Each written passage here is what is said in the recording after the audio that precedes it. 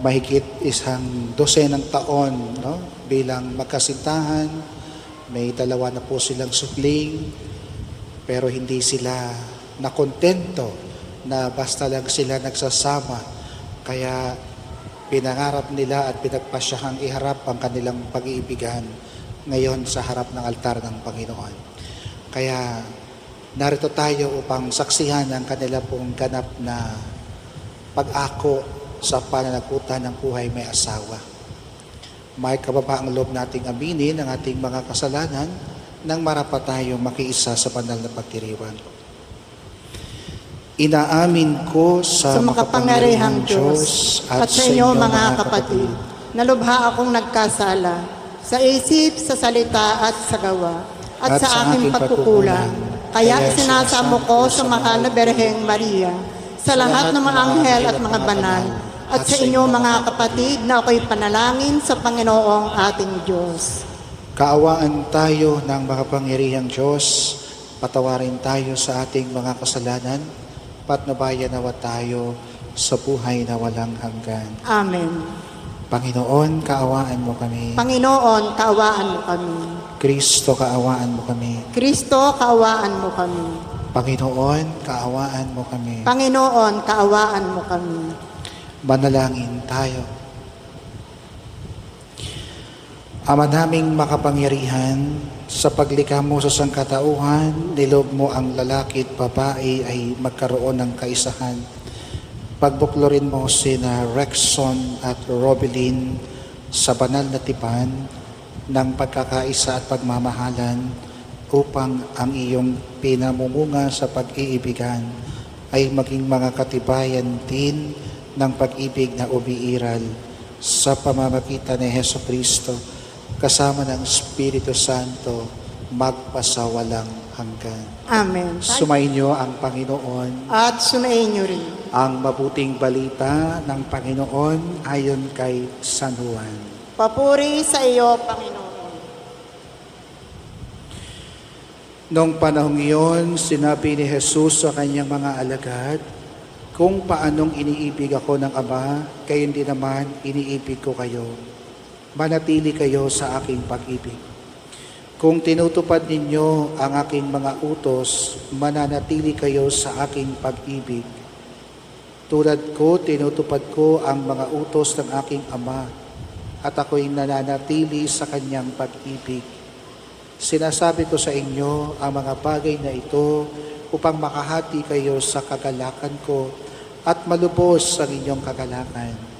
Ito ang aking utos, mag-ibigan kayo gaya ng pag-ibig ko sa inyo. Ang mabuting balita ng Panginoon. Pinupuri ka namin, Panginoong Hesukristo. Tayo po magsiupo. Pero tinitiyak ng Panginoon na ang araw na ito ay nakatadhana para silang dalawa ay sasamahan ninyo ng mga ninong at ninang, magulang, mga kaibigan nila at ang kanila pong dalawang supling sa pagharap nila sa altar ng Panginoon. No? Kaya palakpakan natin sila.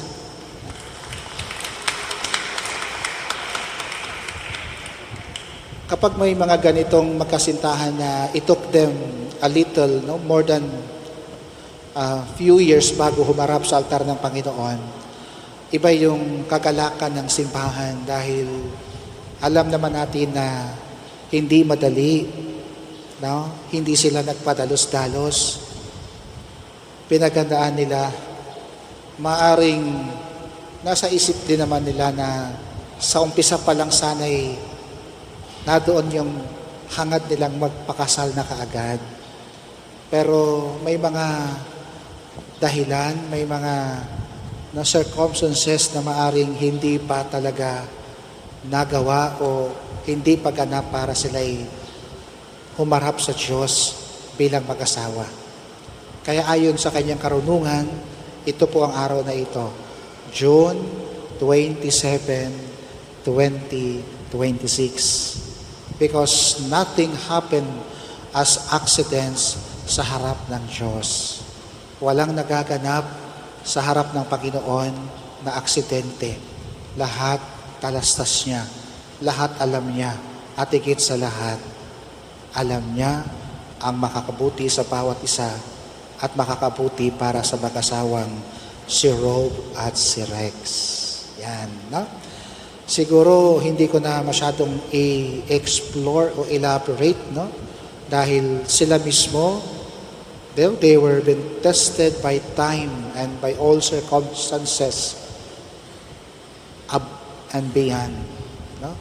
Halos lahat ay nasubok o napagdaanan na nila bilang magkasintahan.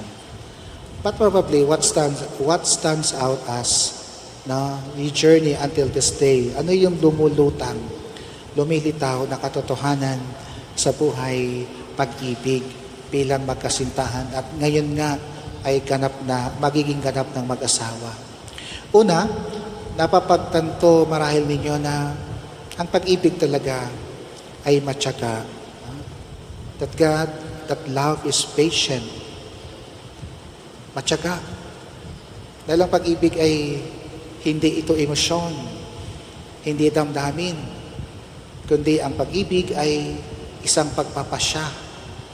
Dahil isang pagpapasya, hindi karaka-raka, ganon, ng kaagad, kabuo, ka-firm, kundi dumadaan, tinadalisay. No? Kumbagay, natitrim down yung mga bagay na hindi at walang kinalaman sa tunay na pag-ibig. No? Natuto kayo na mas palalimin ang pagkakilala sa isa't isa. And it will take a lot of patience to know deeper and well one another. Matyaga. No? Diba sabi nga natin, kapag walang tiyaga, walang nilaga. No? Yan yung karunungan ng Diyos. Dahil ito po ay hindi ito naman sa paunahan, pabilisan, pagalingan, kundi palaliman ng pagkakilala sa isa't isa. No? Yung deep, profound knowledge of each other. And it will take a lot of patience.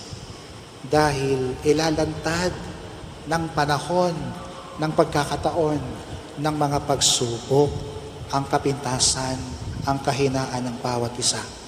At kapag nailantad na, hindi para panghinaan ng loob, hindi para ma-disappoint, hindi para magbago ang pasya, kundi magkaroon ng kahandaang tanggapin, acceptance, yakapin, complementary. Ang kahinaan ay kalakasan kapag ka natutong matanggap at pagtiyagaan ang kasama at makakatuwang habang buhay. And that's one characteristic of love, sabi ni Pablo sa mga taga-Korinto. That love is patient. Bukod doon, ang pag-ibig ay matatag, courageous, no?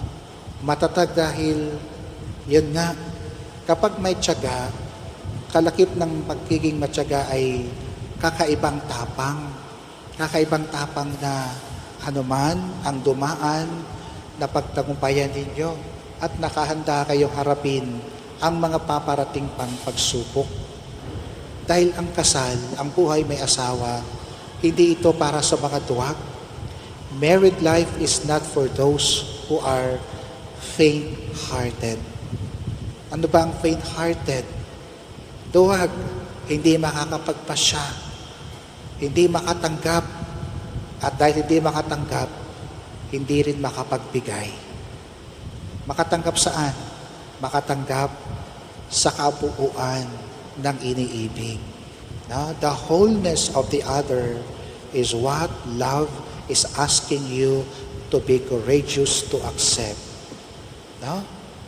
Na ang pagpapasyang ito, ang buhay may asawa ay hindi sa mga hindi handa sa pananagutan. At ang panghuli, that love is victorious. Ang pag-ibig talaga ay magtatagumpay. If not, hindi yan totoong pag-ibig. If it is not victorious and if love cannot be victor over all temptations, then it is not love. It is false love. Maybe it is a selfish love. Diba? Kasi ang totoong pag-ibig ay ang maghahangad lang na makakabuti sa iniibig. Kaya diba, yan yung ginawa ninyo for the past 12 years. Ano makakabuti kay Rob? Yun ang iniisip ni Rex. Ano makakabuti, no, kay Rex? Yun ang preoccupation ni Rob. Ano makakabuti sa inyong dalawang anak? And maybe, no, baka pagkalooban pa ng pangatlo, pang-apat. Kasi at the back of your mind, ang umiibig, walang hinahangad, kundi ang makakabuti sa kanyang iniibig.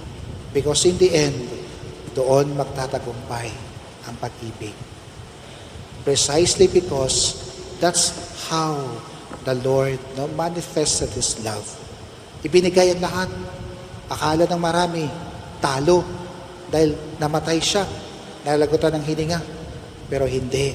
Sa pagbibigay, sa paggalaan ng sarili, doon nagtagumpay ang pag-ibig. Kaya huwag kayong matakot. Tuloy ang pag-alakbay. Huwag mag-alinlangan. Pag sumikapang lumago pa sa pag-ibig. Dahil magtatagumpay at magtatagumpay ang mag-asawang naghahangad kung papaano palaguin, papagbungahin, at hangarin ang ikabubuti ng iniibig. Kaya itong aming panalangin sa inyo, lumago pa sa pagtsatsaga, tumibay ang pagiging matatag, at higit sa lahat, magbunga ang inyong pagbibigayan ng sarili sa isa't isa bilang mag-asawa, bilang magulang sa inyong mga anak.